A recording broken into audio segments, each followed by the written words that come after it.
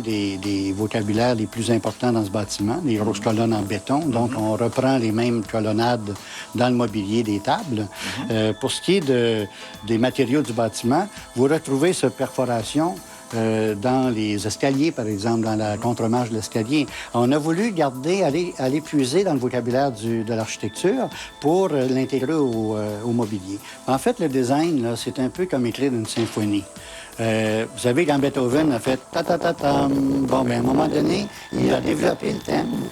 Et puis, il en a fait une symphonie qu'on connaît tous. Alors, le design, c'est la même chose. On prend un parti pris formel, on a un ordre géométrique qu'on va utiliser dans l'ensemble du mobilier, de manière à ce que quand le public voit l'ensemble, il y a une belle harmonie qui s'apprécie et qui est évidente. Alors, moi, je pense que l'analogie avec la musique, c'est intéressant. Allons voir le reste de l'orchestration. Ben oui.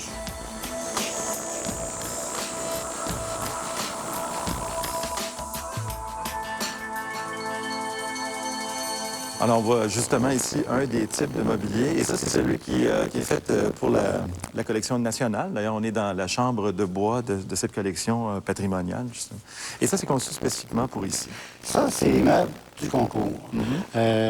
Donc, on avait la tâche de proposer un concept pour les tables d'écriture et de lecture, créer une lampe, un siège, enfin, un ensemble. En tout premier lieu, quand j'ai accepté de participer à ce concours, j'ai eu l'idée de faire une table qui était en fait inspirée d'un tableau que j'avais vu quand j'étais étudiant, un tableau d'Antonello de Messine. Magnifique. Alors, j'ai voulu donner un caractère très bibliothèque au mobilier.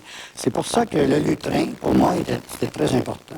Et aussi, dans mon enfance, j'avais ces petits pupitres avec le dessus incliné et avec l'encrier et puis la rainure à crayon. J'ai voulu reprendre ça dans un traitement esthétique bien adapté à des matériaux comme le contreplaqué-russe et l'acier. Bon.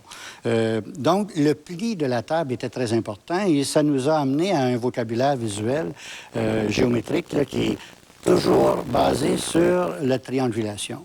Alors, le piétement est triangulé, la lampe, le dessus, et évidemment, on parle ici de table de lecture. Maintenant, ce qui est intéressant aussi, on a usiné dans la masse le contreplaqué russe. Là, vous voyez, il y a des nœuds. Évidemment, un arbre, à chaque fois qu'il y a une branche, il y a un nœud. Alors, on ne peut pas l'éviter. et ça fait comme des... chaque dessus est unique, en fait, comme chaque lampe est unique. Je pense que le design... ça concerne la surprise. Il faut débanaliser l'objet pour créer la surprise. On sait que s'il n'y a pas de surprise, il n'y a pas de séduction. S'il n'y a pas de séduction, il n'y a pas de vente. Hein? Alors, notre rôle à nous, c'était justement de faire plaisir, de dire les gens regardent ça et ils disent « Ah, ça a été conçu pour nous, pour notre plaisir d'usage. » On voulait aussi que le mobilier soit très sensuel. On voulait que les gens puissent caresser les textures, les surfaces. Et en fait, c'est très apaisant. Ouvrons les portes immédiatement, que les gens puissent en profiter. Oui. Là-dessus, Michel Dallaire, je vous remercie. Ah, bien, merci beaucoup. C'était un plaisir. Merci. Mercredi. Lui, existentialiste et philosophe. Elle, féministe et écrivaine. Ensemble, complices et inséparables. Jean-Paul Sartre et Simone de Beauvoir, mercredi 22h sur RTV.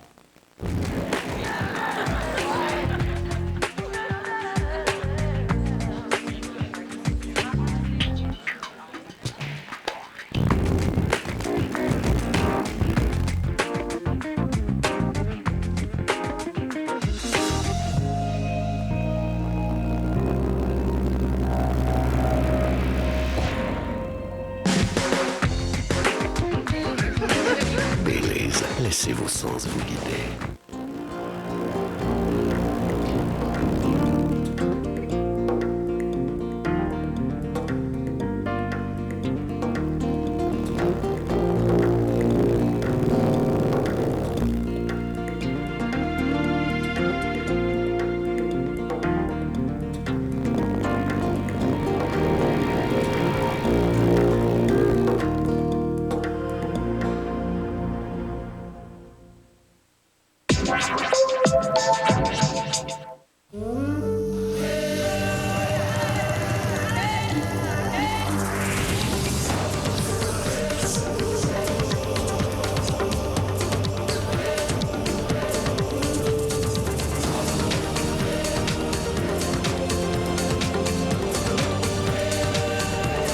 Un spectaculaire tour du monde. 360 degrés Géo, dès le dimanche 1er mai sur RTV.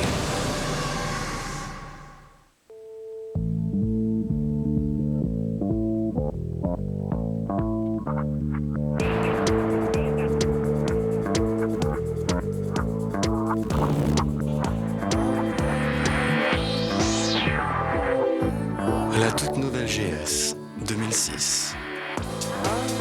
Repenser, redessiner pour redéfinir le luxe.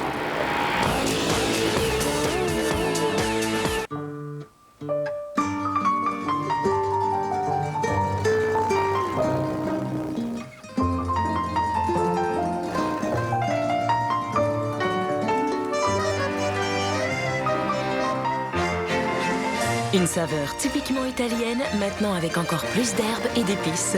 Kraft met de la vie dans votre salade avec les vinaigrettes italiennes piquantes Calorie Wise et italiennes piquantes. Les vinaigrettes Kraft, mettez de la vie dans votre salade. Bonjour, Madame Bissonnette. Bonjour, Monsieur Lupien. Ça va bien? Très bien. Oui. Est-ce que c'est juste de dire que nous concluons l'émission avec la personne par qui tout ça a commencé? C'est peut-être beaucoup, mais il est vrai que j'avais écrit en 96 que nous devions faire une très grande bibliothèque au Québec, oui.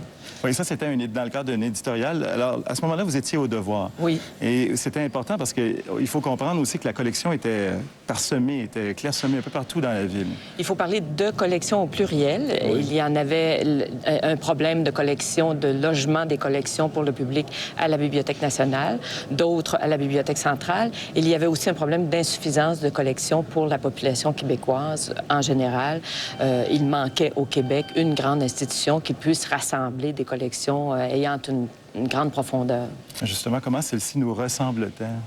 Celle-ci, elle est un beau mélange entre nos origines nord-américaines et nos origines européennes. Donc, elle a le côté très culturel des grandes bibliothèques européennes, pas seulement françaises, mais les autres, avec des espaces intérieurs qui ne sont pas que bibliothéconomiques, mais qui abritent toute une série d'outils, salles d'exposition, centres de conférences, équipements d'animation, qui sont très, très proches de ce qu'on trouve en Europe. Et en même temps, la grande efficacité technologique nord-américaine qui est aussi très présente ici.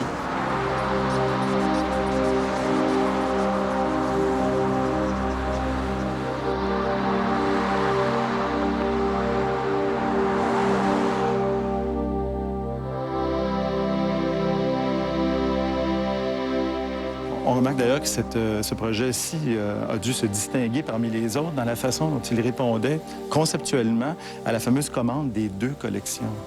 Oui, en fait, les lauréats, qui sont le regroupement des architectes Pat Kahn de Vancouver et Croft Pelletier de Québec, c'est vraiment ce regroupement qui a le mieux compris, je crois, l'esprit de la chose, de cette bibliothèque à la fois nationale et publique.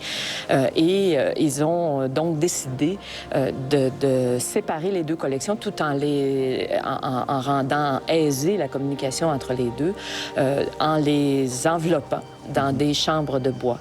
Le mot « les chambres de bois », c'est la métaphore qui vient du titre du premier roman d'Anne Hébert, publié en 1958. Et la chambre est vraiment un endroit de lecture ça parle assez aux individus. On a tendance parfois à lire dans une chambre. L'idée aussi d'être enveloppé au moment ou d'envelopper les livres aussi et de distinguer les deux chambres de bois.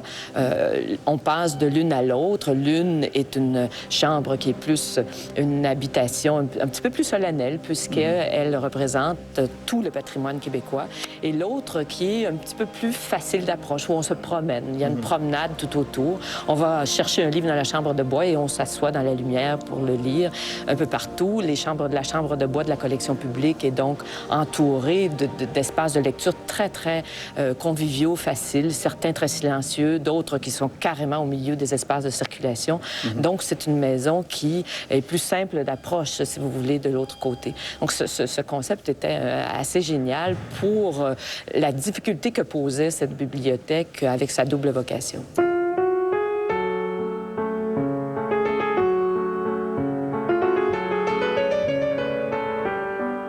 la collection dite nationale, collection québécoise, doit être plus préservée que les autres. Bon, parce que tout simplement, on ne peut pas l'emprunter. C'est l'exemplaire du dépôt légal. On ne peut pas partir chez soi avec ces exemplaires-là. Certains sont assez rares, assez anciens. Mais on fait confiance au public. On leur dit, voilà, vous pouvez entrer. C'est la seule bibliothèque nationale que je connaisse qui propose ces collections en accès libre. Les gens peuvent s'y promener. Alors que dans la collection publique, c'est le contraire. Les livres sont à l'intérieur de la chambre de bois. Ils sont, bon, il y en a pas très loin d'1 million. Et les gens vont se servir là. Et ensuite, ils sortent un peu plus vers la lumière. Donc, il y a un petit peu plus de liberté, un côté un peu plus de détente dans la lecture de ce côté-là. On voulait vraiment que cette bibliothèque fasse une synthèse de ce côté-là, qu'elle soit très nettement culturelle, tout en étant la plus invitante possible. Ça n'est pas facile à faire. Et c'est ce qui a été réussi avec cette architecture, je crois, parce qu'on s'inquiétait beaucoup de la taille de la bibliothèque en disant ça va devenir tellement grand que les gens vont être intimidés.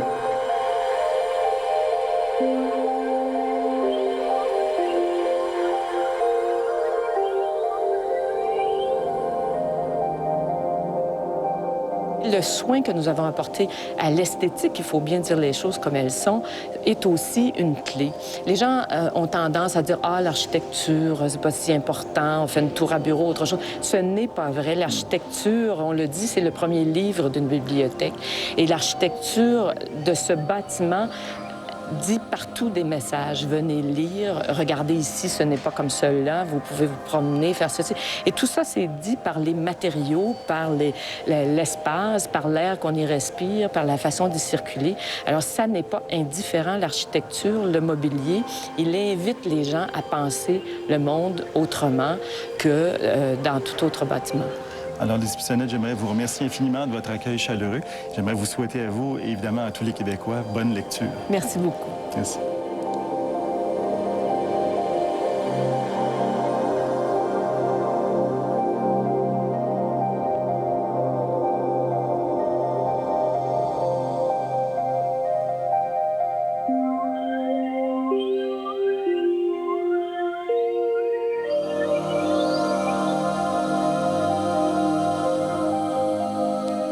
Eh bien voilà, c'est tout pour cette édition spéciale de Visite libre à la Grande Bibliothèque du Québec.